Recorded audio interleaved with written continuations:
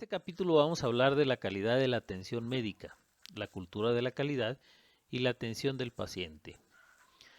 La calidad se puede definir de una manera sencilla como un conjunto de propiedades inherentes a una cosa que permiten caracterizarla y valorarla con respecto a las restantes de su especie, es decir, en base a una comparación con algo parecido o igual. Entonces sería la superioridad, la excelencia de algo o de alguien comparado con algo que ya tenemos como estándar. La calidad de una cosa nos sirve para satisfacer de manera plena o de manera completa las necesidades que tenemos. Cuando decimos que de los errores se aprende, nos referimos a una característica fisiológica de nosotros. Todos los seres vivos le huyen o le temen a lo que les hace daño o a lo que sale mal, porque por instinto tratamos de sobrevivir. De los errores se aprende y en la medicina ha sido muy común la capacidad que tenemos los médicos o todo el equipo de salud para darnos cuenta de lo que nos hace daño o de lo que nos salió mal. Los primeros intentos de entender la calidad fueron hechos cuando nos dimos cuenta de que algunos enfermos mejoraban más de su fiebre en el domicilio que en los hospitales, y entonces empezamos a investigar cuáles eran las condiciones que determinaban eso. El problema estaba en que lo primero que hacíamos como médicos era tratar de aliviar el malestar del paciente, y al tener fiebre el paciente tenía frío. Lo que hacíamos era cubrirlo o protegerlo del frío, cuando descubrimos después que al contrario teníamos que provocarle algo de frío para que la temperatura corporal se disipara. Otra manera fue cuando vimos que los heridos de guerra eran tantos y que no todos podían ser atendidos en sus heridas, y que muchas veces los pacientes que no eran atendidos tenían mejor evolución que los que sí eran atendidos, de tal manera que tenemos que entender que muchas veces el actuar médico puede provocar errores cuando no se hace correctamente, y eso nos aleja de la calidad. Con la necesidad de limitar las acciones que no eran correctas y proporcionar acciones correctas, Lee y Jones en la ciudad de Chicago dieron el primer pronunciamiento sobre la atención médica correcta, la cual dice que se limita a la práctica racional de la medicina, sustentada en las ciencias médicas, y se hace énfasis en la prevención. Se exige la cooperación entre los profesionales de la medicina y el público. Trata al individuo como un todo, enfatizando que se debe de tratar a la persona enferma y no a la condición patológica, y debe de mantenerse una relación cercana y continua entre el médico y el paciente. Para el año de 1960, las autoridades normativas del Instituto Mexicano del Seguro Social editan y publican un documento que después fue difundido, que se llamaba la Auditoría Médica, y en el mismo mostraban cuáles eran los procedimientos mínimos indispensables para no hacerle daño al paciente y buscar su correcto tratamiento. En 1972, la Subdirección General Médica del Instituto Mexicano del Seguro Social, con la asesoría del doctor Fernando González y sus colaboradores, publica Instrucciones, Evaluación Médica, y un año después, en 1973, Instrucciones, el expediente clínico en la atención médica. Esto constituye los primeros trabajos formales en la búsqueda de la calidad en la atención médica en procedimientos específicos. Estos documentos sirven de base para muchas nuevas investigaciones y trabajos sobre la calidad médica en nuestro país. Para 1984, González Posada, Melero Anaya, Aguirre Gas y Cavada Hidalgo presentan el primer trabajo que se enfoca no en procedimientos y atención médica específicamente, sino en la evaluación integral de las unidades médicas, que incluía instalaciones, recursos físicos, personal, insumos, organización, procesos y resultados de la atención. Esta obra, llamada Sistema de Evaluación Médica, Progresos y Perspectivas, tiene un enfoque hacia la mejora continua y hace énfasis en la aplicación como herramienta de autoevaluación, integración y actualización del diagnóstico situacional en la unidad médica. Podemos rescatar de esta obra, pues, tres componentes principales. El primero, que no se debe de evaluar solamente el procedimiento, sino todo el equipo con el que se cuenta para llevar a cabo el procedimiento. No es lo mismo, pues, tratar a un paciente en la calle que en un consultorio o que en un hospital. Debemos de tener el equipo suficiente y necesario para no dañar al paciente durante el tratamiento. La segunda, que la evaluación debe ser continua y que continuamente debemos de ir mejorando la calidad, es decir, un sistema de mejora continua. Y la tercera, que debemos de hacer un diagnóstico situacional para autoevaluarnos y autoevaluar nuestro equipo, todo nuestro equipo, no nada más el médico, sino incluir ahí todos los insumos. En 1980 y a partir de ese año, en Estados Unidos va adquiriendo gran relevancia la figura de Avendis Donovan, un investigador sobre la calidad de la atención médica que en base a sus teorías desarrolla un libro llamado La calidad en la atención médica, el cual fue publicado 4 años más tarde, 1984. Y este grupo publica el documento Bases para la evaluación de la calidad de la atención en unidades médicas en salud. En 1987 comienza la colaboración entre las diferentes instituciones de salud en la búsqueda de la calidad. Se forma el Grupo Básico Institucional para la Evaluación del Sector Salud, representado por Ruiz Chávez, Martínez Nevares, Calvo Ríos, Aguirre Gas y colaboradores.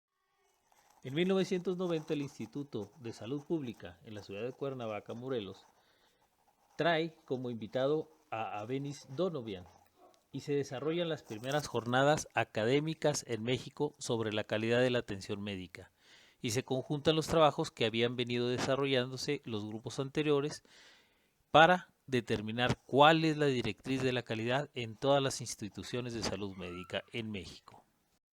En 1995, de manera obligatoria, aparece el primer programa de mejora continua para las instituciones de salud.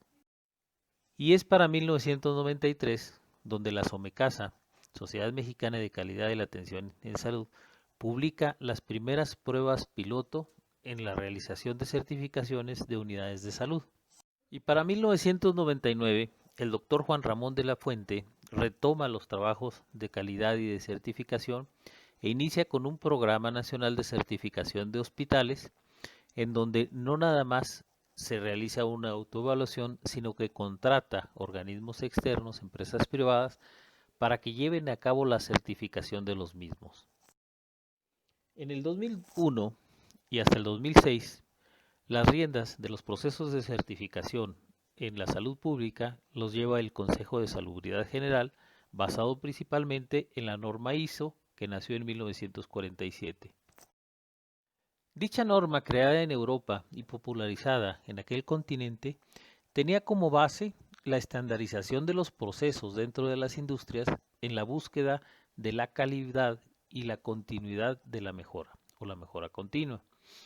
Esta norma, entonces, hace ver a las instituciones públicas de salud no nada más como una institución política, sino como una industria que tiene que proveer un servicio.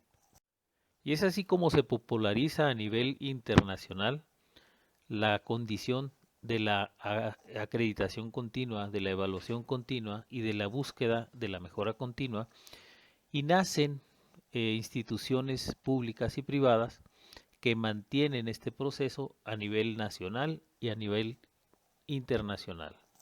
La calidad de la atención médica ha sido enfocada desde diversas perspectivas y básicamente puede evaluarse en el expediente clínico, que es el documento que plasma todos los resultados o todos los procesos realizados en la atención médica, donde se busca evaluar la productividad siendo el estándar de calidad igual o superior al esperado, con un cumplimiento de normas y de procedimientos que prevean la misma atención.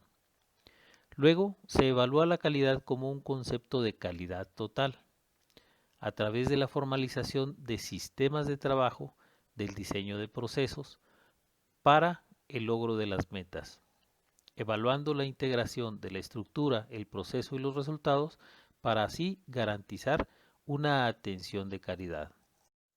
Y tenemos otros conceptos más elaborados, como los de Donovan, que la contemplan como el tipo de atención que maximiza el bienestar del paciente después de tener en cuenta el balance de pérdidas y ganancias esperadas, contemplando el proceso de atención de todas sus partes. Un adecuado balance entre el riesgo a que fue sometido un paciente y los beneficios obtenidos, o la práctica correcta de los aspectos técnicos de la medicina y la administración de las amenidades que satisfagan al paciente. Para la Organización Mundial de la Salud, una atención sanitaria de alta calidad es la que identifica las necesidades de salud de los individuos o de la población de una forma total y precisa y destina los recursos necesarios, humanos y de otro tipo de recursos, a estas necesidades de forma oportuna y tan efectiva como el estado actual lo permita. La Comisión Conjunta de Acreditación de Organización de Atención de la Salud en Estados Unidos lo define como hacer las cosas correctas y hacerlas bien. El Instituto de Medicina de Estados Unidos lo define como el grado en que los servicios sanitarios para los individuos y la población, que aumenta la probabilidad de dar resultados deseados y son conscientes con el estado actual de los conocimientos científicos. Algo que llama la atención en todas estas definiciones es la coincidencia en señalar que la razón de la calidad se centra en un enfoque directivo, administrativo, en la necesidad de ser auditable, de ser evaluable y en el sanitarista, todo bajo un concepto multidimensional. El enfoque dado por la CONAMED a la calidad de la atención a través del análisis de los problemas de mala calidad fue reforzado ampliamente con la publicación de Kohn y Corrigan del Instituto de Salud de Estados Unidos en el libro The Errors in Human Building, a Safe Health Care System, donde se señala que en ese país ocurren 44.000 a 80.000 muertes al año por errores médicos. Es así como la calidad, según la CONAMED, es la disminución o la ausencia de errores médicos. Para tener clara cuál es la calidad, habría que tomar en cuenta el enfoque de los pacientes sobre lo que ellos esperan como calidad en su tratamiento.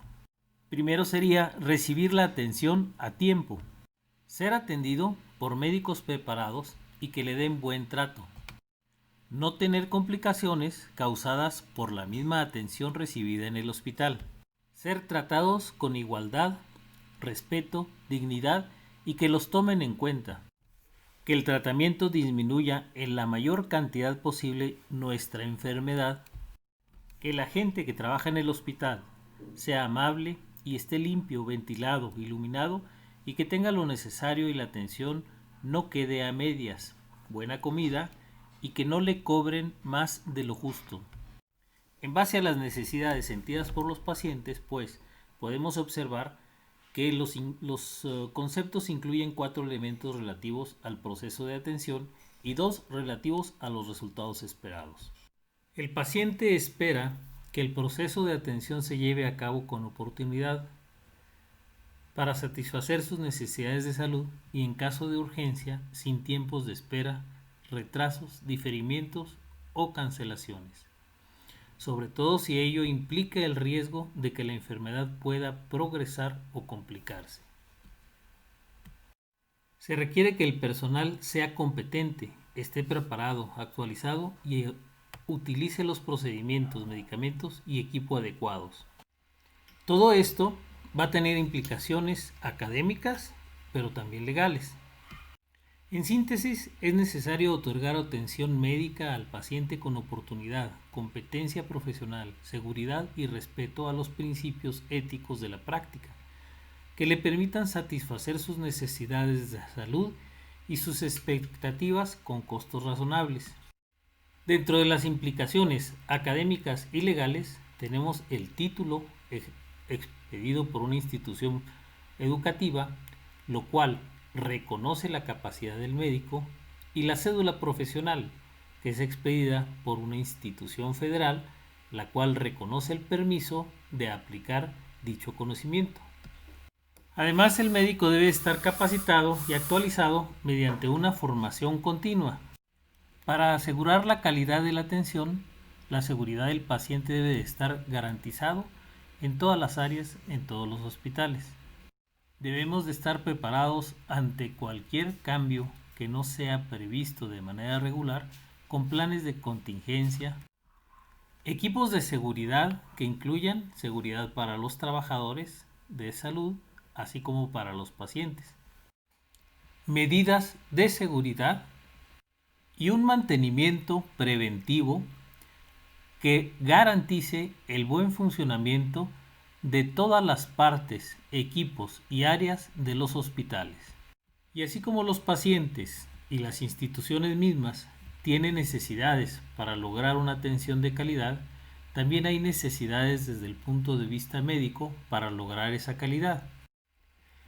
Los principales factores de seguridad que deben de ver y cumplir los médicos son los lineamientos generales para la seguridad de ellos y de los pacientes hospitalizados, que van desde su identificación correcta y segura, la aplicación de medicamentos, así como tener identificados los riesgos potenciales y los lineamientos necesarios para la solución de los mismos.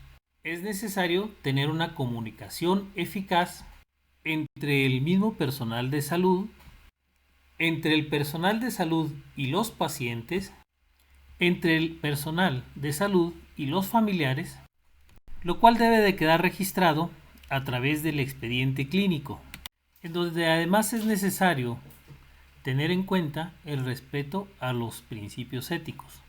La ética debe de ser entendida como la disciplina que fomenta la buena práctica médica mediante la búsqueda del beneficio del paciente, dirigida a preservar su dignidad, su salud y su vida. Los principios éticos generales representan beneficencia y calidad para el paciente desde la toma de decisiones del personal de salud. El principio de totalidad. El fin de la parte es el mismo que el fin del todo. La parte puede supeditarse parcialmente o totalmente al todo. El principio del mal menor, en donde hay que solucionar los conflictos tratando de ocasionar el menor de los daños.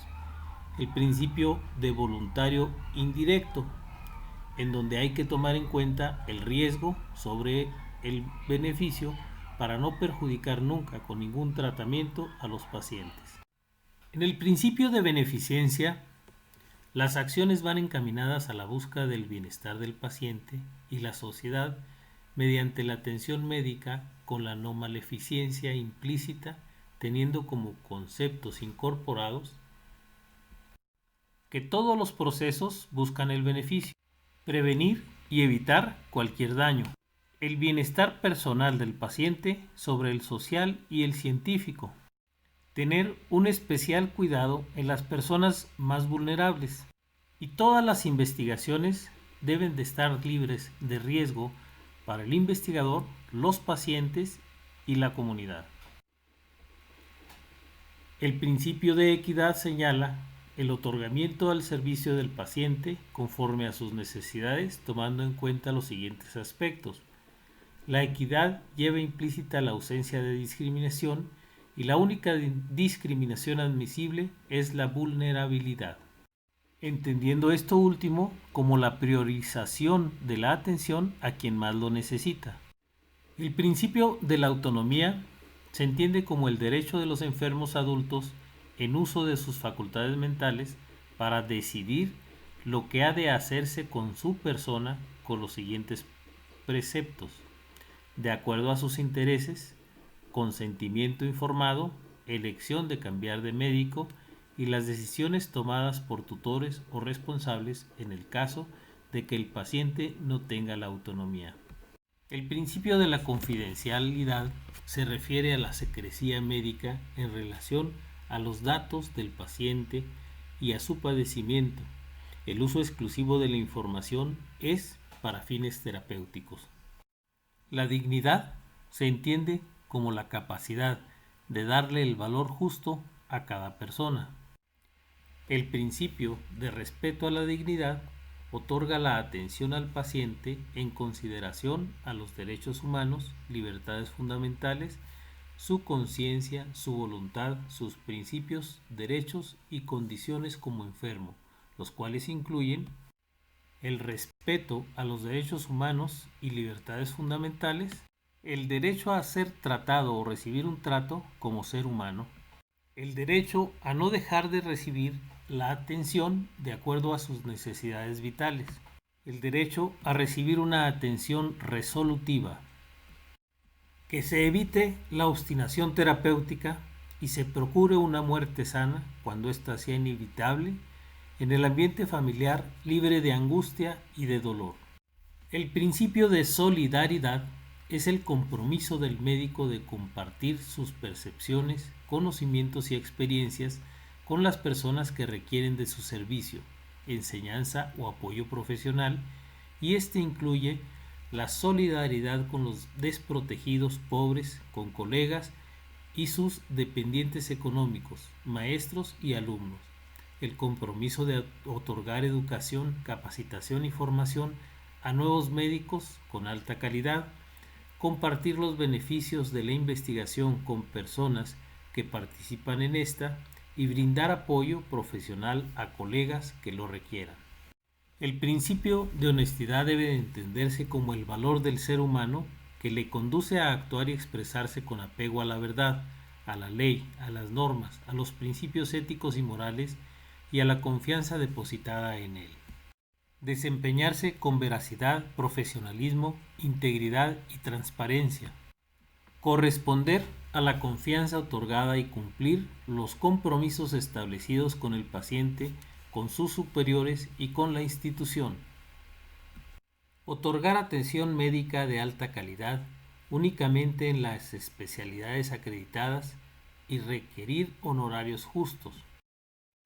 Limitar las relaciones más allá de lo profesional con el paciente y la familia.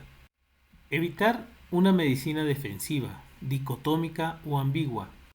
Reconocer la obra de los demás, evitando en todo momento el plagio. El principio de justicia corresponde a otorgar la atención que el paciente requiera para satisfacer sus necesidades de salud conforme a la ley, a la ciencia, a su padecimiento y a la razón. Es el derecho constitucional a la protección de la salud, otorgar alta atención que se requiera. Está proscrita la negativa de la atención y el abandono del paciente y está proscrita la práctica de procedimientos ilegales. La satisfacción de las necesidades de salud es el objetivo principal por el cual los pacientes acuden a solicitar la atención médica, de tal manera que el equipo de salud debe de actuar bajo las siguientes premisas. Buscar el poder otorgar un resultado con calidad, es decir, quitar la enfermedad, prolongar la vida, aliviar el dolor, restaurar la función y evitar, en todo caso, la discapacidad. Esto es lo que el paciente espera al ser atendido. La atención médica es, pues, un conjunto de servicios otorgados al paciente para proteger y promover y restaurar su salud, ya sea de prevención, de curación o de rehabilitación, incluyendo también las actividades paliativas que se tengan que implementar. Para lograr los resultados de calidad es necesario actuar conforme a la Lex Artis, considerando a esta como un conjunto de reglas para el ejercicio médico contenidas en la literatura universalmente aceptada, en las cuales se establecen los medios ordinarios para la atención médica y los criterios para su empleo. La atención del paciente, incluyendo los mejores avances, las mejores terapias y el mejor equipo médico, no garantiza al 100% la curación del mismo. Por lo tanto, tenemos que tener presente que independientemente de buscar siempre los mejores resultados, debemos de atender al paciente con una visión paliativa. El equipo médico debe de entender que hay que curar únicamente lo que se puede curar y hay enfermedades que no se pueden curar. Las enfermedades no curables hay que tratar de controlarlas lo mejor posible y darle las mejores condiciones de vida al enfermo. Hasta antes de 1995, la seguridad del paciente no era tomada en cuenta con la importancia que se merece, hasta que empezaron a publicarse errores médicos en donde se llegaba a la conclusión de que hasta el 10% de los tratamientos traía daños colaterales. La publicación de mayor impacto fue la del Instituto de Medicina de Estados Unidos, que señalaba que cada año ocurrían hasta 88,000 muertes a causa de eventos adversos que la mayoría debían haber sido evitados. Basados en la premisa de que todo lo que es seguro está libre y exento de error, la Organización Mundial de la Salud define seguridad en la atención médica como la ausencia de daño innecesario, real o potencial, es decir, la ausencia de cualquier riesgo asociado a la atención sanitaria. Así, el concepto de seguridad hospitalaria implica un conjunto de elementos estructurales, organización y procesos dirigidos a minimizar el riesgo y mitigar las consecuencias de un evento adverso durante el proceso de la atención médica. En el 2004, en la Asamblea Mundial de la Organización Mundial de la Salud, se llegó al acuerdo de organizar la Alianza Internacional para la Seguridad de los Pacientes. En el programa se incluyeron medidas para reducir la frecuencia de enfermedades, de traumatismos y de funciones que sufren los pacientes dentro de los servicios médicos. Las metas, objetivos y acciones que se tenían eran para cumplirse en el 2012 y consisten en los siguientes. Primero, la identificación correctamente de los pacientes con el objetivo de mejorar la precisión en la identificación de los pacientes para prevenir errores que involucraran a un paciente equivocado. Las acciones serían utilizar por lo menos 2 identificadores al proveer cualquier cuidado, tratamiento o servicio. Esto se hace para asegurarse de que cada paciente reciba el medicamento y el tratamiento que le corresponde. Mejorar la comunicación entre proveedores de servicio con el objetivo de prevenir errores por órdenes verbales y telefónicas. Y las acciones serían reportar a tiempo los resultados de pruebas o procedimientos diagnósticos con valor criterio al profesional de la salud correcto. Mejorar la seguridad de los medicamentos para prever errores de medicación con las acciones de antes de que un procedimiento se lleve a cabo, rotular todos los medicamentos que no estén rotulados, con especial cuidado con los pacientes que puedan tomar anticoagulantes. Documentar el historial del medicamento que el paciente ingiere en el hogar. Comparar los medicamentos actuales del paciente con las órdenes en el hospital. Asegurarse de que el paciente sepa qué medicamento debe de tomar y cuándo éste debe de tomarse cuando esté en el domicilio. E informar la importancia de llevar un listado al día de sus medicamentos cada vez que visite al médico. El acuerdo de reducir riesgos de infecciones asociadas a la atención médica recobra gran importancia hoy en día. El objetivo fue reducir los riesgos de infección asociadas con la atención médica por medio de un programa efectivo de higiene y lavado de manos. Las acciones fueron cumplir con las guías de higiene de manos establecidas por la Organización Mundial de la Salud o el Centro de Prevención y Control de Infecciones. Utilizar guías aprobadas para prevenir la infección difíciles de tratar. Utilizar guías aprobadas para prevenir septicemias. Utilizar guías aprobadas para prevenir infecciones posteriores a las cirugías. Y utilizar guías aprobadas para prevenir infecciones del tracto urinario causados por cateterismo. El punto número 5 fue identificar y reducir los riesgos en la seguridad del paciente. Su objetivo principal fue identificar y evaluar el riesgo de los pacientes que intenten suicidarse o que puedan presentar una caída.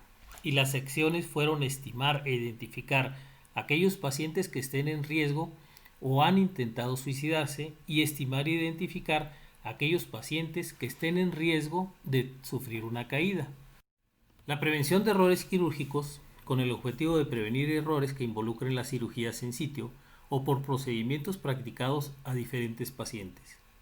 Las acciones serían asegurarse de que sea correcta la cirugía en el paciente correcto y en el lugar del cuerpo correcto. Marca el lugar correcto en el cuerpo del paciente donde la cirugía se va a realizar. Antes de la cirugía, hacer una pausa para asegurarse de no cometer ningún error. Nace el concepto de que la atención limpia salva vidas con el objetivo de fomentar la toma de conciencia respecto a la repercusión de infecciones relacionadas con la atención sanitaria y lograr que los países se comprometan a dar prioridad a la disminución de infecciones realizadas en la atención médica y examinar la aplicación de nuevas directrices de la OMS sobre la higiene y sobre todo en el lavado de manos, así como el concepto de que las cirugías son para salvar vidas, cuyo objetivo es que las instituciones de salud pública reconozcan con mayor claridad que la mejora en la atención quirúrgica es esencial para la salud pública. Esto debe de incluir la elaboración de un listado de verificación de las prácticas quirúrgicas seguras de la OMS, para ser usados en todos los quirófanos y poder llevar un récord que ayude a prevenir cualquier error. Así como la definición de medidas básicas denominadas estadísticas vitales quirúrgicas que permiten realizar un mejor seguimiento del volumen de intervenciones quirúrgicas junto con su mortalidad. Con el fin de lograr todo lo anterior, se implementa el programa de bacteriemia cero por la Organización Mundial de la Salud.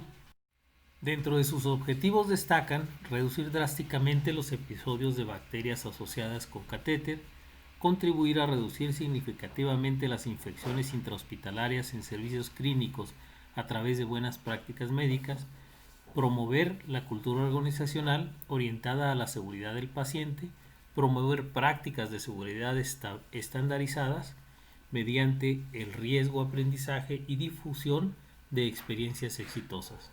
En este programa de bacteriemia cero encontramos componentes importantes como son vigilar la calidad del agua, una correcta higiene de las manos, el uso de clorhexidina y iodopovidona en la preparación de la piel de los pacientes, medidas máximas de barrera en la inserción de catéter venoso central, limitar la manipulación de equipo invasivo a la gente altamente calificada y valorar el uso de catéter venoso central retirándolo cuando éste ya no sea necesario. Los eventos centinela o incidentes imprevistos son daños imprevistos ocasionados al paciente como consecuencia de un proceso de la atención médica. Existen eventos diversos particularmente graves que se denominan eventos centinela, hechos inesperados no relacionados con la historia natural de la enfermedad, que producen la muerte del paciente o ponen en riesgo su vida o le dejan secuelas, producen lesión física o psicológica grave o riesgo de sufrirlas en un futuro. Se considera error médico la conducta clínica equivocada en la práctica médica como consecuencia de la decisión de aplicar un criterio incorrecto o de ejecutar mal una acción. La mala práctica puede ser inherente al paciente cuando éste rechaza el tratamiento, no lo lleva adecuadamente o cuando hay una reacción corporal al mismo. Pero también puede haber mala práctica referente al médico cuando no prevé eventos que pueden ocurrir o que ya sabemos que tienen una incidencia presente, como por ejemplo reacciones adversas de un medicamento o condiciones inadecuadas en la práctica de un procedimiento. Nadie está exento de equivocarse, errar es de humanos, y en relación a eso, Pedro Saturno presenta una visión al respecto que incluye que en el universo existen dos grandes paradigmas, uno físico y uno biológico. El paradigma físico, que está sujeto a las leyes matemáticas, está estructurado y predecible, en tanto que el paradigma biológico es adaptativo, reactivo, creciente e impredecible. La medicina está sujeta al paradigma biológico, por lo tanto el médico es susceptible a cambios y todos los cambios pueden ser susceptibles a equivocaciones. El médico tiene que tener cierto grado de autonomía para decidir sobre esos cambios, inclusive por encima de las condiciones establecidas.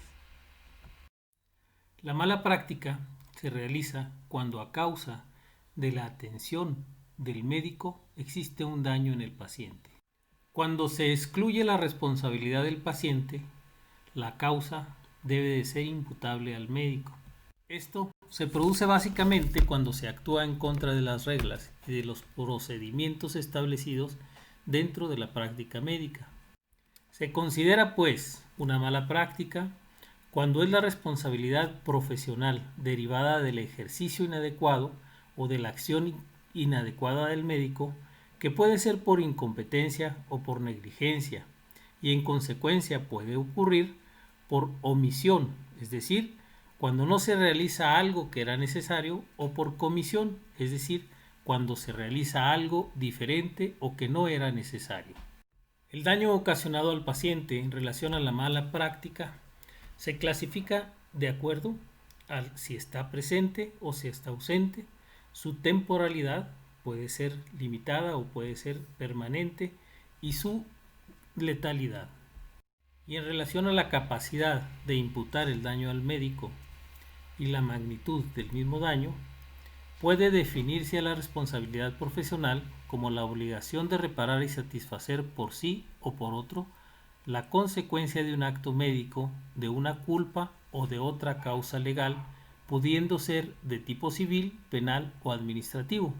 Para calificar el grado de responsabilidad profesional existe una serie de elementos.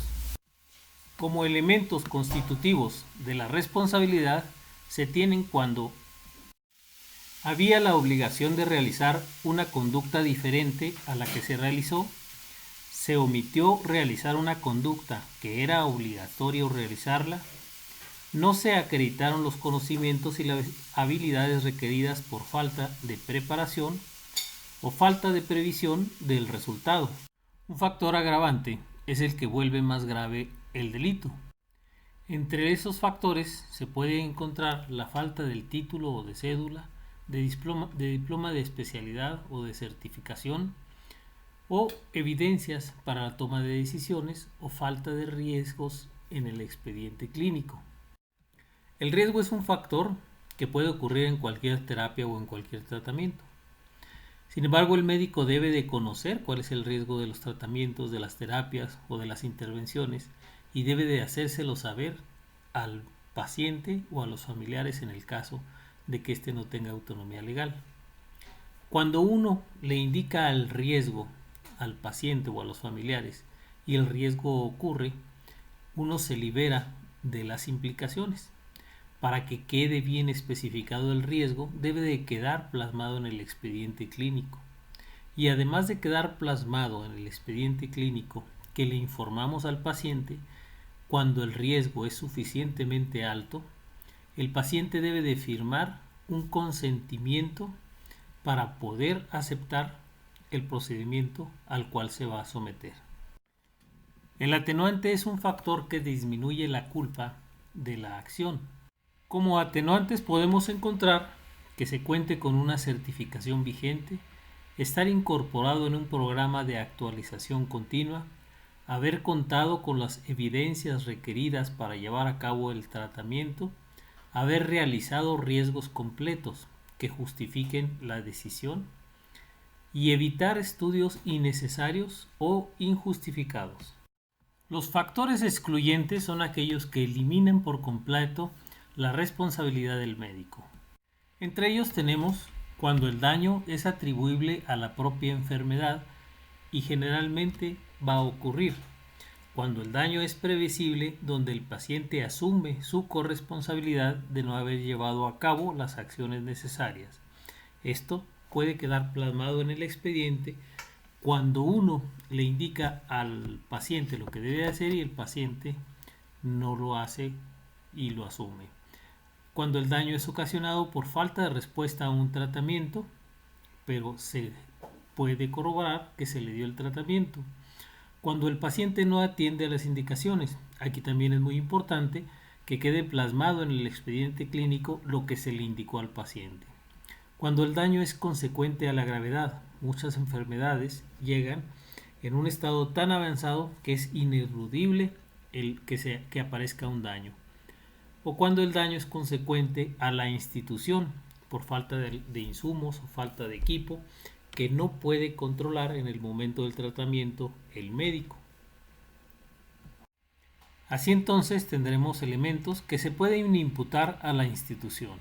Dentro de ellos tenemos cuando el equipo es insuficiente o está en condiciones inadecuadas para su funcionamiento correcto, cuando el personal operativo es insuficiente o la capacitación que debe de recibir es deficiente, cuando las suplencias de personal por personal no son calificadas, cuando falta de oportunidad por saturación de servicios la posibilidad de brindar el tratamiento adecuado. La CONAMED recibe por año más de 17,000 asuntos de insatisfacción de los pacientes. El 87% de ellos se resuelve en primer nivel. El 13% pasan a conciliación, en donde se busca un acuerdo entre los tratantes y los pacientes o familiares del paciente. De estas, el 48% llegan a conciliarse, solo el 6.4% del total de las demandas, y el 23% se considera legalmente mala praxis, es decir, no todas las quejas llegan a ser mala praxis. En la mayoría de los casos, la posibilidad para evitar una culpa es la capacidad que tenga el médico de poder dejar plasmada la evidencia necesaria en el expediente clínico. El sistema de evaluación integral de la calidad de la atención médica se encuentra detallado en el libro Calidad de la Atención Médica y en él sienta las bases para la evaluación y el mejoramiento continuo de la atención médica. En este podemos encontrar, basados en los conceptos de la propuesta de Donavian y además en las evidencias clínicas, podemos tener una cédula de evaluación continua, la cual asignaría una calificación que va desde lo excelente, suficiente, insuficiente, no realizado e inadecuado. Y por último, debemos de comprender que una vez identificado el problema, hay que hacer un sistema de registro y análisis del proceso, la identificación de la causa y la determinación de la conducta restitutiva.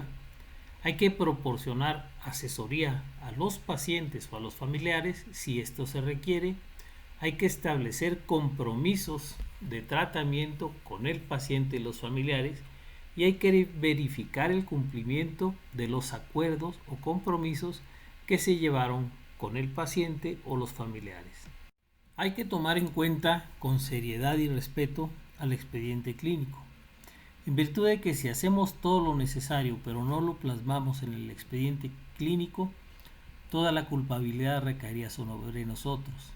Si hacemos lo necesario y además lo plasmamos en el expediente clínico, quedaríamos libres de toda responsabilidad.